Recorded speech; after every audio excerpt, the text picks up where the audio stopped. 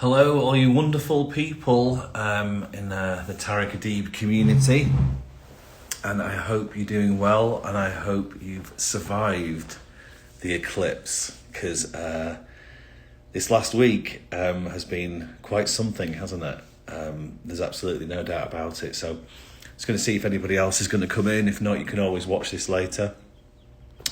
But yeah, I mean, it's interesting, isn't it, when we have this information, when we have things like astrology, divinity, various tools of knowledge, there's a lot of people who practice this stuff, obviously, in time. I've just been doing an essay on it, actually, related to ancient Egypt, Babylonia, Mesopotamia, obviously, in Rome. There was all these practices. Right, hopefully this is not going to be a problem. Okay, I'm back. Okay, so yeah, I mean, the challenges, I'm just talking about divination there, so maybe let's get back to that in a minute, but the challenges that we're facing right now is this uncertainty. Like the videos that I started doing this year, I was doing it on accessible astrology, and now I'm doing it here. And the challenges that we have, because we're so dependent on technology, for example, is things like the internet now. If the internet ever went out, how would we adapt? What would happen? You could imagine that if electricity went down, because there's all these scares going on, there's all these fears, which are rampant within society right now.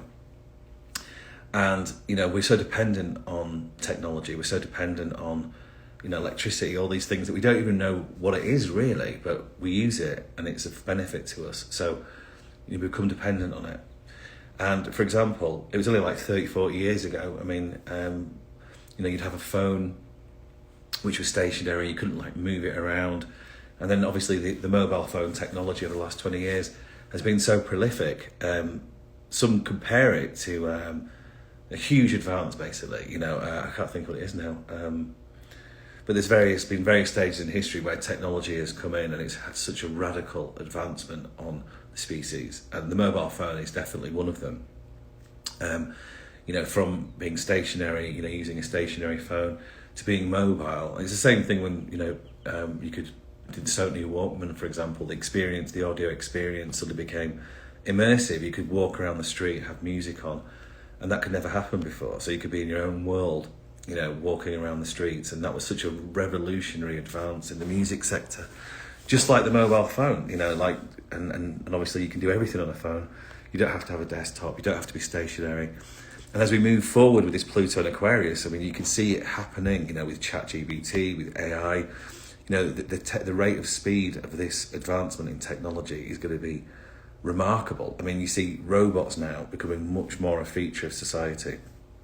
Just recently saw that there was this machine that I saw going down the street, going in a shopping mall, whatever, and looking at all the retention on the shelves. So seeing what's out of stock, what needs to be replenished, and what things like that, because apparently something like 82 billion stores lose a year. So this is all to do with retail, but still, if you have a robot doing that, going down the aisle and realizing what's out of date, what needs to be reordered, and doing all of that for you, taking all that hassle from humans who make mistakes. You can see where it's going. I mean, I think I mentioned this the other week. There's now something in New York that's been adopted called DigiDog, which is a robot. It's like it's a Boston Dynamic machine, which is, if you ever see that, you've got to have a look at this technology, the robots, what they can do now. It's absolutely astonishing, the dynamics of these engines, machines, robots. And now you've got a police officer that's a robot. This is RoboCop. This is the film RoboCop. So, again, all of these films, Hollywood movies, and stuff that comes into the consciousness is, you could say, it's preordained, or it's written, or it's already been set up. There's so much technology, that exists that's way ahead that we know about. Obviously, the military, and this is when on the whole UFO and aliens and all this sort of stuff, could become much more weird, because Aquarius is weird. When we move into this Aquarius age, we're going to get more stranger phenomenons happening, as we shift, into that quantum realm, the unknown, the unusual. It's not the normal maths anymore. It's not Newtonian physics. It's not empiricism anymore. It's going to become quantum. It's going to become very unusual. And, with the AI, as it starts to accelerate things, adopt things, coding, and especially in 4D printing, 5D printing, and especially when we see, what was it now? Well, obviously there's the money, there's the financial side of things as well, when AI is getting into that. But there's something I wanted to say. Yeah, well, obviously it's the metaverse and stuff, but I can't remember now. But anyway, it's just things are going to get more weird because, again, what is strange? That Doctor Strange movie. The way that if you can bend time, if you can stretch things, if you can, what was the other film? There was a film. Interstellar. When you start to see these quantum realms come into the consciousness, that will invite, different frequencies, different alien kind of things, or things that are weird. And disclosure or phenomena that becomes seen, which has been hidden, suddenly becomes real. And that's when the whole world changes. That's when consciousness changes. That's when we quantum leap, into a completely different consciousness. So, everything that's playing out right now, I've been saying this for a while, March to May, the most strangest months, of this year. We've just gone through an eclipse. So, really it's like, have you survived this eclipse? Because, my gosh, I've heard all sorts of issues in terms of relationships. There's been so much intensity, that's happened because of it. And it's very, very wise, to be conscious of these eclipses, moving forward. Anyone who's paying attention, listening to me now, or has an interest in astrology or divination, you've really got to be aware of how big these eclipses are whenever they come, to be conscious of them. Obviously it was written in, again, Babylonian text, Mesopotamian text, the Anunnaki, whatever it's called, one of the first really formal texts of the description of eclipses.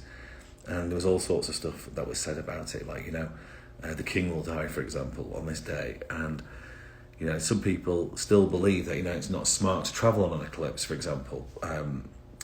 But it's just, you can't get too washed away in these things. You've got to just follow your heart, ultimately. Astrology, divination, all of these things. It's just saying, get into your heart, live your authentic self. It's not that you have to be ruled by astrology, as far as I'm concerned anyway. You can play with the energy that creates worlds. You can flow with the dynamic of this affluence, which is, has some quality to it that is helpful. That's why people look to the stars, look for signs, and how we move with that, is really our own personal perception. It's how we choose to do it, consciously or unconsciously, and then that's where the magic of the world, and that's where the imagination and the stories get written. So it's all playful, really. At the end of the day, it's never scary as far as I'm concerned. Yes, there's definitely challenges, and the world right now is challenging, no doubt. I mean, everything that we've been through in this decade, it's not going to stop. We've still got a lot more to come. I mean, I'll be a lot happier when we're in June, even though we've still got a lot to play out yet. And I'll talk about it a little bit today, but really in May, we're going to see a lot of that. Just to sum it up, this week isn't as intense as as a week.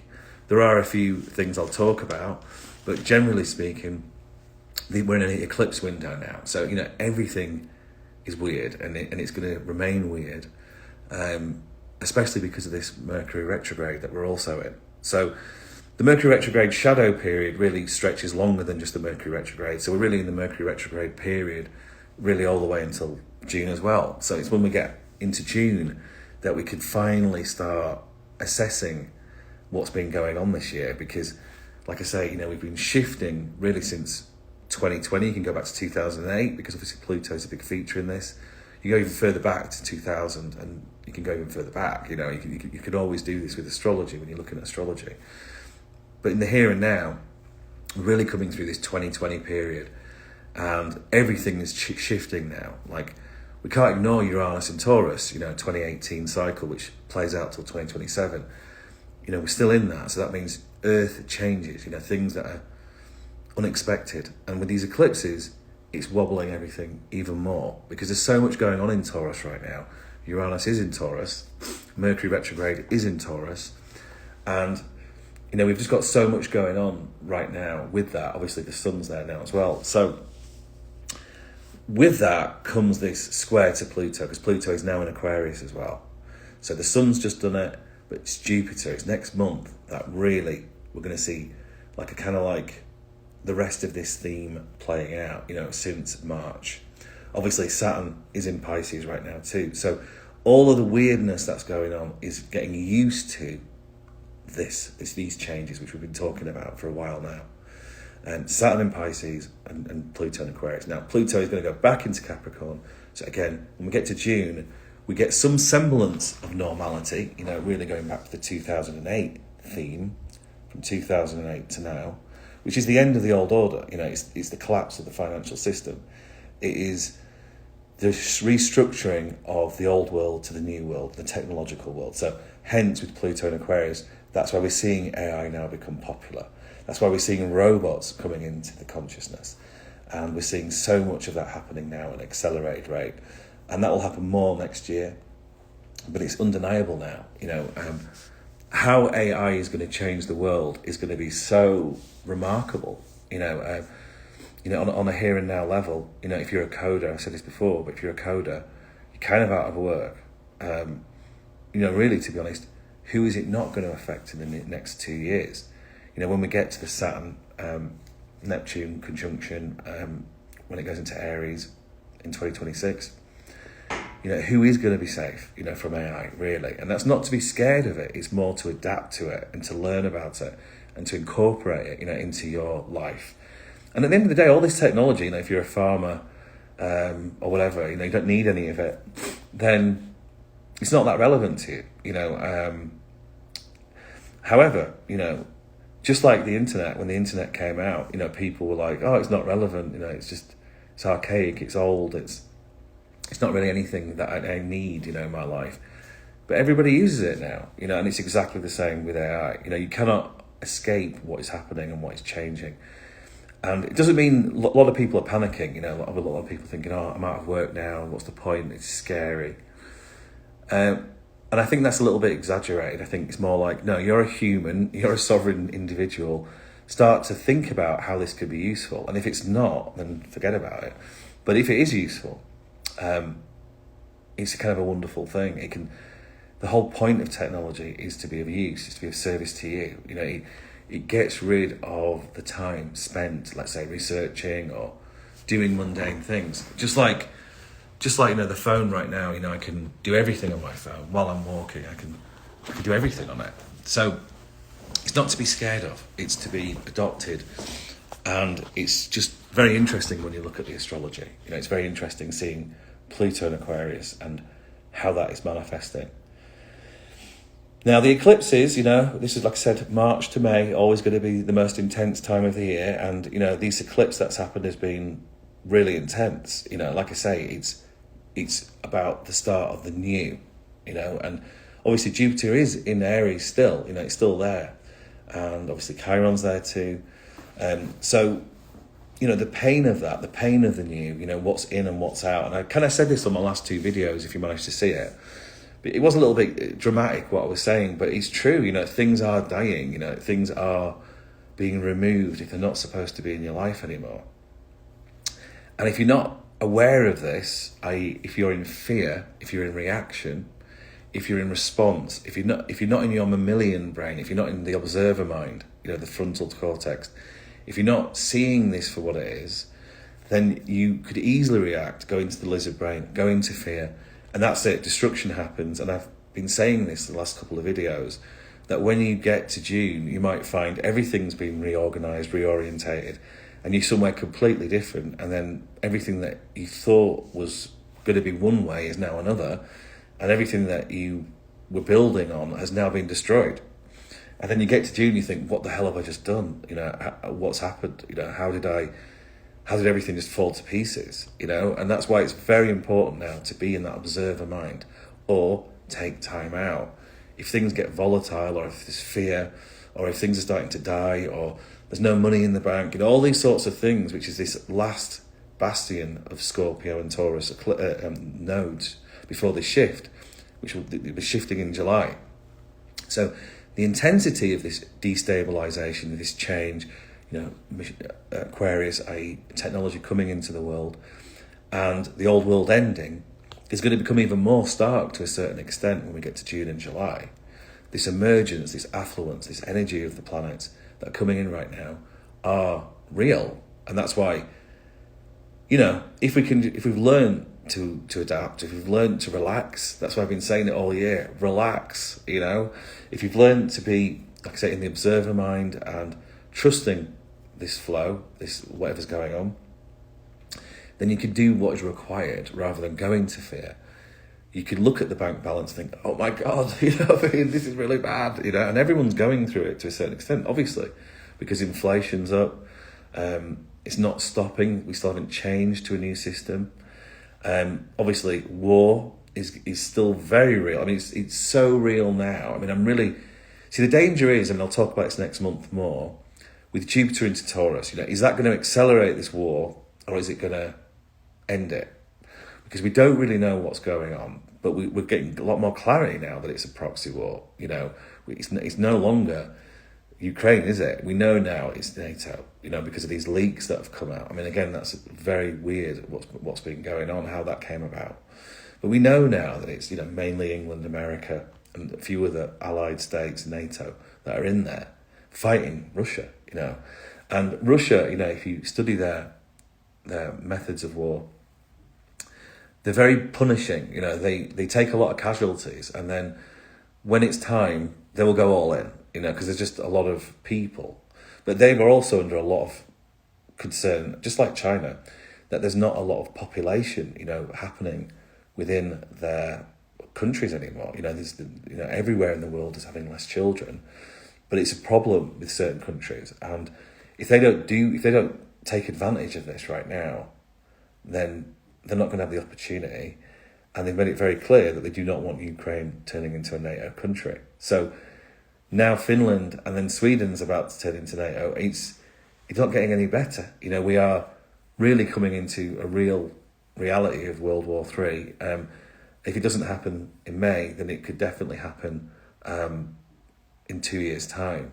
So obviously we've got Taiwan, we've got China, we've got all these things happening right now. So with Jupiter going into Taurus next month, we don't know what's going to happen, but that's the big one. That's like the final finale of this March, April, May saga that's going on at the moment. So we've got to pay attention. We're in the eclipse window now.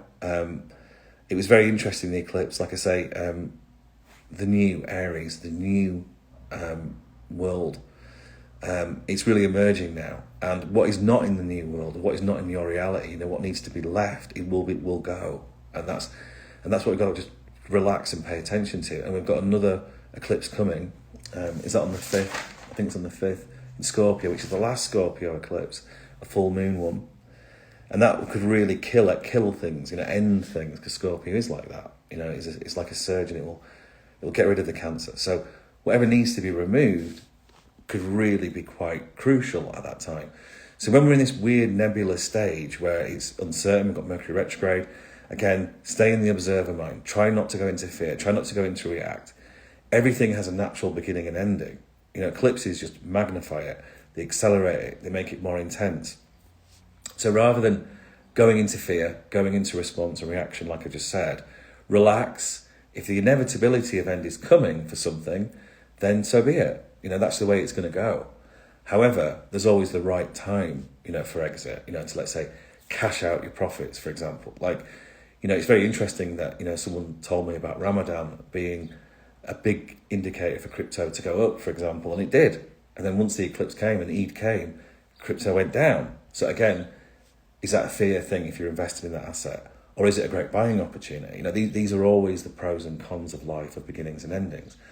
If you've been suffering from grief, if you've been suffering from actual death, then it's going to have an effect on you. So for example, if we're all suffering loss, we're all suffering grief, like I say, whether it's a job that's been lost, whether it's a family member or a location that's been ended because of loads of movements happened over this last 3 years as well. All of that is stressful. That's why so many more people now are turning to antidepressants, medication, or drugs, let's say, and alcohol. And, people are really, it's if we look back to the 1929, the Great Depression, it's like that energy right now. Everyone's suffering to a certain extent because of this instability, the unknown, and it's taxing. It's not like it was. It's never going back. We are always going to be moving forward now into, let's say in 100 years' time, where space travel is just the absolute norm, and there's just so many different things that'll be happening then. When people see that time, the children that are being born now with Pluto and Aquarius, with all the advancement in technology, you could imagine healthcare and CRISPR technology and all these sorts of things will be remarkable with AI. There will be no mistakes whatsoever in the medical industry, and you could definitely imagine that the majority of the medical industry will be absolutely reformed, changed, and many people will no longer be in that industry. It's pretty obvious that robots with AI and with the technology will be able to do a far better job than human error. There's always a danger, of that, I don't know, Terminator sort of thing. But still, the reality is that, phones are far more useful, aren't they? Mobile phones than a stationary phone. So if you've got a robot that is far more advanced and can do a surgery without any complications, or the technology is there for like CRISPR technology, to heal stuff, it's just complete reformation, of the medical industry. And it's the same thing for everything. It's like teaching, obviously, will be completely different. You could study in Oxford University, with your contact lenses in the future and have a completely real experience of being around people, and then go visit maybe a couple of times a year. You will not have to physically go there, pay all that money and be there. You'll be able to do it at home, so that will filter out to everyone. So it's just inevitable, and we just have to accept that the old world is ending and the new world is fully, well, it's not fully here, but it's very much coming now.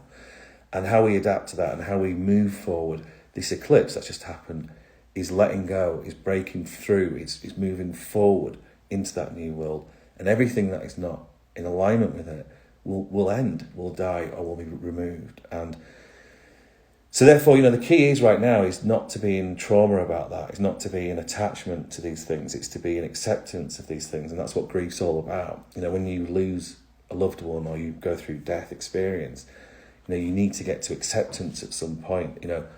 They're not coming back. They're not going to be here ever again. And obviously that's painful, but it's life too. So how do you get back to life? How do you get back to normality with the acceptance that they're no longer there? For example, someone said to me, it's a really interesting comment. He said, when someone dies, for example, it's like there's a hole then for the rest of your life, that you have to live with. It's not like that hole's ever going to not be there anymore. But you can choose to go into the hole or not. And I thought that was really sage advice, You can't deny that the hole is there. It's always going to be there. But you can choose to either go into it or not. And I think that's brilliant. You come to accept that it's there. And then you move on. And, eventually you'll create a hole for someone else, unfortunately. And that's just life. So we've got to be kind to ourselves at times like this. This is the point. We've got to really love ourselves enough to put ourselves first. So if it means you need time out, or if you need to spend some money, even though you might not have much money, and go see somebody or do something, or take profit, even if you've lost money, it's that kind of thing. You've got to put yourself first at times like this, and trust that this is all part of a process. And if it means spending money on a massage or healthcare or whatever, you just got to do these things right now, because it's just so uncertain and unstable.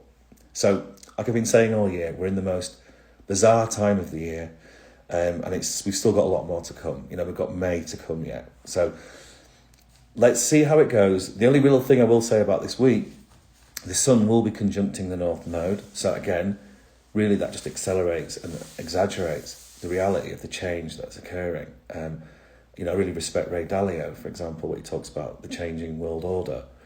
And we're seeing it. We're seeing China making alliances with Saudi Arabia. We're seeing the dollar under threat. We're seeing it all. We're seeing the BRICS nations now, much more known about now. We've been talking about obviously for the last year or two, but it's much more known about now. We're seeing, seeing the volatility in the crypto market, obviously, before the shift into this new digital world, there still is great opportunities to get into it, not financial advice. And there's going to be these mega trends as well. You want to look into it. You want to look into these things now while everything is cheap. Obviously the best thing you can do is buy low and sell high. That's just common sense. But it's very difficult to do, isn't it? That's something I've learned. When things are really high, can you sell? It's not that easy to do because you think it's going to go up more and more and more, But that really is what makes people rich. And I do believe we're going to have a huge opportunity to buy in June and July. So that could be life-changing wealth. You've got to do your own research, but you've got to be speculating to accumulate right now. It's like, for example, GE Motors, was seen as the greatest purchase for such a long time. But, with technology, Tesla, all these sorts of things, it's no longer the case. It's not even in the stock market anymore. That's how things change. Think about Blockbuster Video. If you know about Blockbuster Video in England, there was this video, DVD, whatever thing, Blockbuster Video, and then what was it called now? Netflix came along, and then it just eradicated it overnight. You need to be aware of this. You need to pay attention to things that are changing dramatically, and with AI, everything will change so much in the next 2 years. That if you're not adapting to why you're here on this planet, what you can offer the world, your sovereignty basically, what is it you love, what's the ideal life, community that you want. If you're not thinking like that, and you're just again in the treadmill or the hamster wheel, of the old world, all it's going to do, you're going to get more stressed to the point of, again, illness. Whether it's that's why there are so many people committing suicide. Unfortunately, that's why people have reverted to medical drugs. That's why people are smoking weed. It's obviously legalized in America massively now, and not just that. Drinking, whatever. And fair enough, nothing wrong with checking out for a little bit. But when it becomes an addiction, when you become in a place of absolute distraught psychology. Relationships break down, family units break down. It's very insidious what's happening right now in the world. So you've got to put yourself first. You've got to just trust that this is a process. Like, for example, I never expected to be an astrologer or be talking about this stuff. I certainly didn't expect to be doing it on Instagram, and here I am doing it because we all have to do what we have to do right now to sort of like help, serve, be authentic, and be open to these things, not necessarily trust it. You've always got to discern. You've always got to challenge these things. It's just some random person talking on the internet. If you've never met me or know me, then I could be anyone. So you can't just believe everything that I say. You've got to do your own research. You've got to have an open mind, or just dismiss it. It's up to you at the end of the day.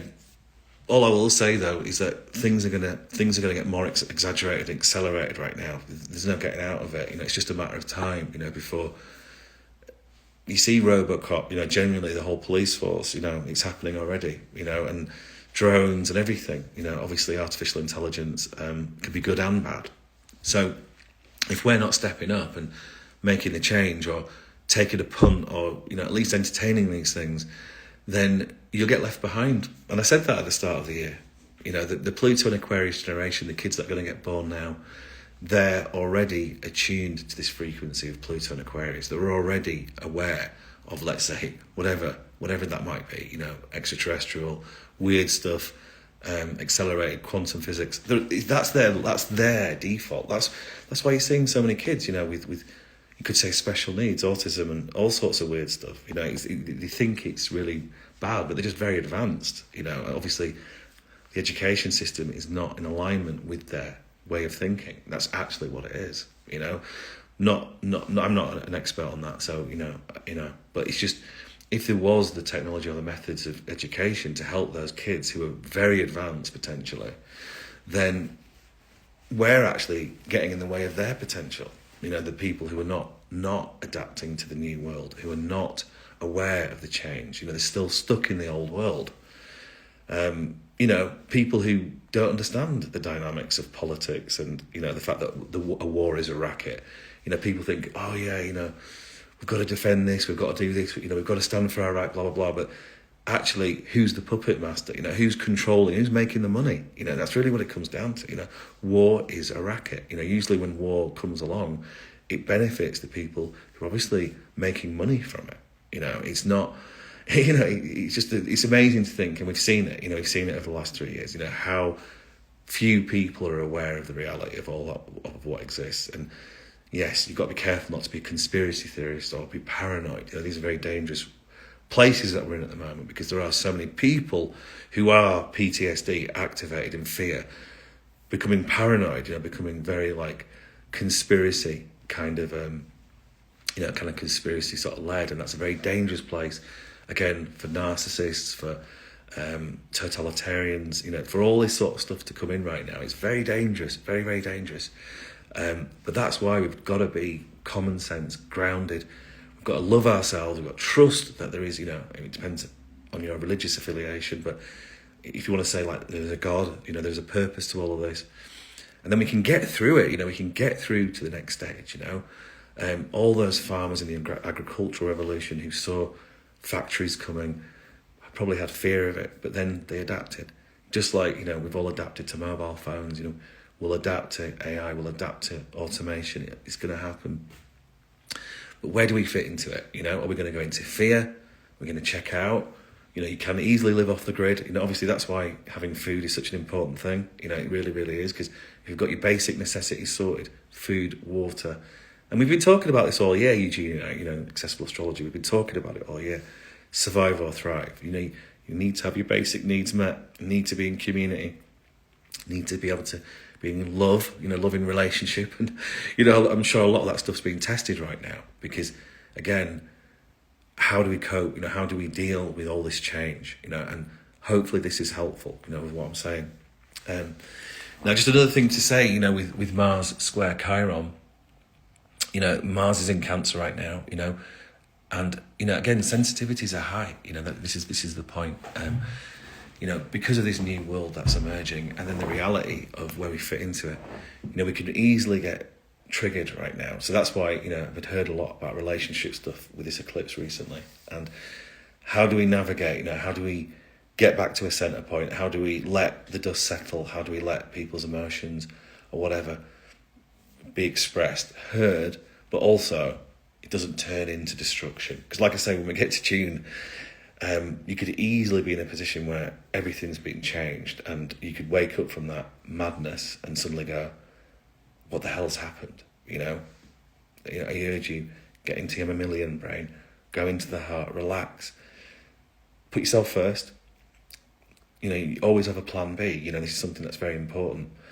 And do what is required until it's inevitable. When it's inevitable, it's inevitable. That's like when someone passes away, it's inevitable. They're not coming back. You've got to go through your stages of grief to know how to accept it. To know that the hole exists and you're not going in the hole anymore. That's inevitable. That really is when you say it's life or death. It really is an extreme experience, grief, and we all go through it at some point in our lives. If you never go through it, you die young, and it's horrendous for everybody else. It's the worst thing ever. So, you wouldn't know any different though, basically, is what I'm trying to say. But generally, if you live older, you will experience it in some way or another. You lose a job, you move, you lose that place. There's all these things that happen, and that's traumatic.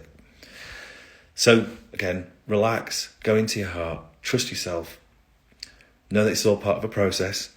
If you're feeling lost, vulnerable, you can listen to this and entertain it. If you're like, oh, well, at least this is just giving me comfort right now. I might not believe it. That's fine. That's enough to make you feel less stressed. Great. Thank God for that. But yeah, these emotions are intense, and this extreme energy is intense. This is all to do with Taurus energy right now. This is all to do with Uranus shifting, it's shifting the world order. And then when Pluto goes back into Capricorn in June, we should get some relief from it. But we've got a lot more to go yet. So let's see what happens. If anything, if we believe in the idea of the existential reality or the cosmos, we believe in the idea of like the space. I call it the space in between. Where stuff in between can change the outcome. And we all need to say a prayer right now, like for world peace, basically. I don't know if we could stop World War III at some point. But whatever happens in May is going to be really, really interesting, with Jupiter going into Taurus. Is it going to accelerate into World War III? Or is the Ukraine war going to end? I.e. Russia's going to crush Ukraine. And then if that does happen, obviously that will set a precedent for a bigger war later. So, I don't think we can really escape it. But we've got to kind of like pray. We've got to pray for the best outcome right now. And, world wars have happened before and many people survived it, so it's not like it depends where you are, but, it'd be very horrible if you were in Ukraine right now, wouldn't it? So we've got to pray for those people too. We've got to pray for everyone who's suffering right now. We've got to really go into our heart and think gratitude. If you have, water, if you have food, if you have a loving relationship, if you have family, if you have money in the bank, even if it might not be as much money, and you might be under a lot of stress, and all of that is pith, really, when you consider someone in Ukraine who's suffering from war. And it's not just Ukraine, obviously. There was Syria, there's now the Sudan, there's all these things erupting. And if you have peace, even if you're not in a peaceful mind, if you're stressed, you've got to find gratitude right now, because there is so much to be grateful for. So that's really my closing note right now. There's a lot more to talk about next week. May is going to be a very, very interesting month, okay? And this is all to do with March to May. The launch is happening in May. So it's going to be very interesting to see what happens. I don't know if you've been paying attention to the crypto world, for example, but like Gary Gensler got grilled, the guy from the SEC last week. It was fascinating to see. And Hong Kong is really thinking, right, this is a great opportunity now. China not being stupid at all. America is being really strange. And I think that's what usually happens at the end of empire. Arrogance sets in, because obviously the dollar is the world reserve currency. The people in power, the people that got used to that, don't want to lose that status. And this is really what that comes down to. If America was thinking like the young people are, the millennials, we can really be at the forefront of this. It's very strange. It's very strange to think that they would lose their advantage. And that's when the corruption comes in. That's when you have to question what's actually going on. Because at the end of the day, nobody wants World War III, So yeah, it's true. Freedom is a very important thing, and, sovereignty. But, you've also got to look at the other person's perspective, and I don't agree with any kind of war, really. I would say that I'm like the idea of peace, I'm not into the idea of war. But the bottom line is that you've got to look at the Russians' perspective as well. They said very clearly they do not want Ukraine as a NATO on their border. I'm not saying Putin's right at all either. They're both wrong, but it's just acceleration is very, very strange and very scary. And we've got to just see beyond that and pray, not go into a place of fear. If our money is decreasing because of inflation, it surprises me how few people understand inflation, but, I did do an economics degree, so it's not that easy to understand. It's very simple. It's like if you have $1,000 now, and in 10 years' time, you can't buy as many things, it means that the inflation has eroded that power of that money. It's just as simple as that, really. So because inflation's going up, 10, 20, 30%, and if you look at Argentina right now, it's terrifying, to think what's happening there. 82% interest rates. I think it's something like 80 or 90% inflation. That means everything that you own has no purchasing power. It has nothing, no value. And that could happen to anyone, any country. So, again, that's why, things like alternatives like Bitcoin and things like that are getting so much attention as well. And obviously the old world order doesn't want that to become the case because they want their power. And that's what it comes down to. So we're dealing with this craziness. We're dealing with it. If you feel like you've been through a lot, especially this last week, accept that probably everybody else has as well, and just go reach out to someone and talk to them, because you might find out you're not alone in this. And just relax, take it easy, and remember, it's all part of a plan. It's all part of a purpose. trust yourself, love yourself, and, you know, we've also got to forgive as well at times like this. We've really got to forgive others. We've got to forgive ourselves, you know, for the part that we played in it. You know, for example, relationship, not everybody can see the sides of themselves that they, you know, comes from childhood, right? You know, and if we're in a loving relationship, if we're caring and if we're forgiving, then even if people do things that, you know, are kind of wrong or not kind and not loving, we can hopefully forgive. It doesn't mean we can forget, you know, and, you know, sometimes, sadly, like I said, you know, at the start of this reading, things will die, you know, if it's not meant to be. And if that is the case, then you've got to adjust to that grief again and you've got to move on.